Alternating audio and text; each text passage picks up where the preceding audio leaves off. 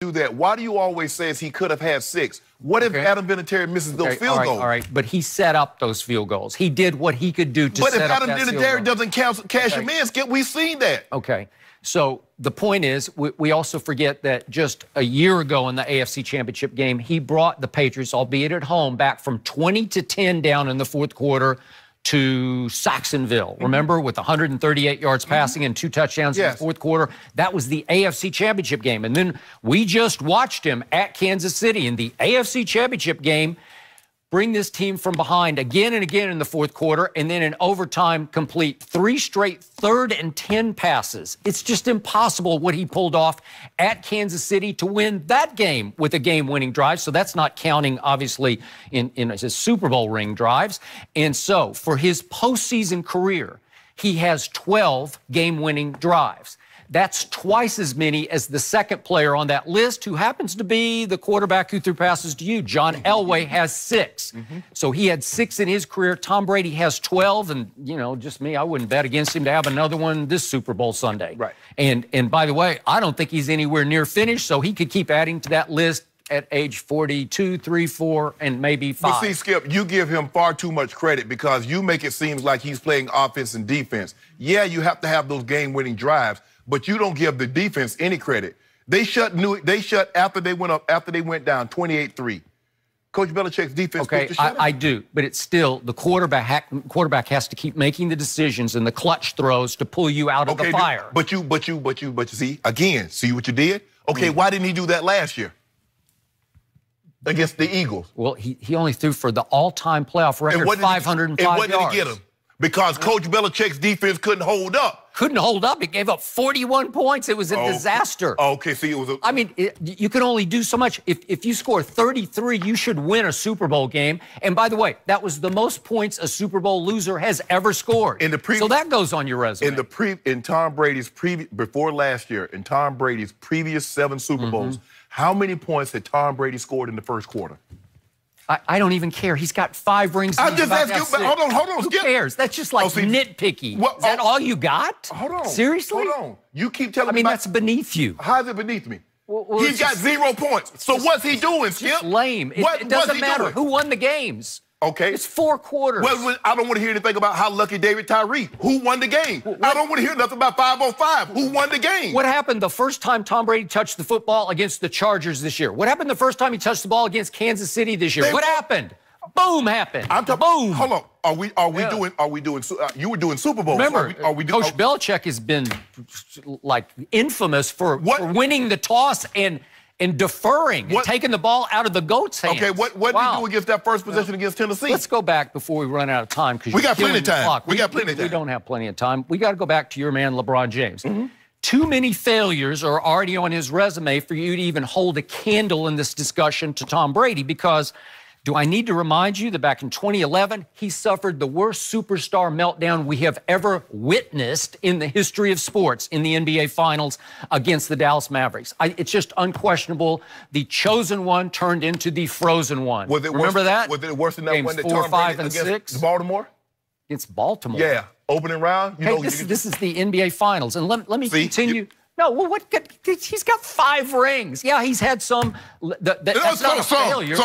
He's lost games. This is the all-time. Shannon, this was the all-time embarrassment. Skip. It was the all-time humiliation. Okay. I've never seen anything like it. He just froze up. Okay, how about this? Wait. I'm just getting started here. How about Game 6 of the 2013 Finals, when down the stretch, LeBron James, I can go back and show you in the play-by-play, he had 3 shockingly uncharacteristic, unforced error turnovers. Did they win the game? 3 Did in a they row. win the game? That should be beneath you, Skip. With 5 seconds left in the game. Did they win? Timeout. I'm not finished yet. With 5 seconds left, LeBron James took the 3 to send it to overtime and bricked it so badly it was bounding, long rebound out. And you know what happened? Ray Allen hit the greatest clutch shot I've ever seen in pro basketball to send it to overtime. So only LeBron he saved LeBron's legacy. Only LeBron can't have teammates. Okay, well, I'm just saying that just saved your legacy, because that wasn't a call play. That wasn't anything anybody discussed in the huddle. LeBron took the shot. Malcolm Butler saved Tom Brady. But I want to know one thing, Skip. Speaking of overtimes, what did we just witness last NBA Finals? LeBron James had, I thought, his greatest ever Finals game up to a point, and things went wrong in the final possession. Things went wrong. Well, mostly because LeBron James had Steph Curry on him and should have just pulled up and taken the jump shot to win the game. Just take it to win or lose. Win or go home on this game. This is game one. You can steal it at Oracle. And it all went wrong. And LeBron James went to the sideline huddle and sat about 10 feet away from his teammates. No, he didn't. He sat right there next to... He pouted. And he pouted. And he went into his shell. And he refused to shoot the basketball in the first 2.5 minutes of overtime. And they fell behind by 7 points. And that was the end of that deal. And then LeBron had the audacity at the end of the Finals to come out wearing a soft cast on his hand, saying he broke his hand after that game hitting the blackboard. Again, overtimes, Tom Brady owns overtime. LeBron James, not so much. Okay. So we're talking about winners' intangibles. There's no doubting LeBron's ability. It's all time. That's something you can't. So I just want to make sure I'm hearing you correctly. In Tom Brady's first playoff, in the run-up to the Super Bowl, he threw 1 touchdown the entire round of the playoffs. Yeah. Okay. First year of starting. Yeah. What I got to do with anything? It was 2001. It's a long time. We're in 2019. That's my point, Skip. You see how that works? So let me ask you a question. Well, if they lose that game. Well, what was 2011 for LeBron? How many years had he been in the league? Was that 8th year? 7th? He was 2004? But here's the thing. If they win that series, are we talking about it? You see, what happens, sometimes your teammates bail you out. You play bad, your teammates bail you out, and it's all forgotten. Tom Brady's teammates bailed him out. Adam Vinatieri cooked a 48-yard field goal, walk-off, good night, everybody. Tom Brady's the hero. He threw for 141 yards, Skip. Let's not pretend like he threw for 444 in the first Super Bowl. Okay, he was just a game manager. It's his first year starting, and they did have a really good defense then, and not so much now, because we have seen that defense dwindle over the last 5 years to a point that it allowed 41 points in the last Super Bowl, and I'm not going to be shocked if the Rams score 30-something in this Super Bowl. But hold on. But they're not getting blowed out in the first quarter because the Patriots offense have yet to score 3 points in 8 Super Bowls in the first quarter. So is Tom Brady at the quarterback then, or are they playing somebody else in there? I just need to know why. You won't explain that. Did Belichick defer when he won those tosses? Go look it up. So is the team keeping the ball the entire first quarter? Come on, that's just lame. So we're back. How's it lame? It's just lame. You want to give him credit for everything else, but you don't. He's won 5 rings with 5 game-winning drives. It's unheard of. No, it's almost inhuman. It's impossible. But see, you don't want to find any fault. You can't explain why they're not scoring points in the first quarter.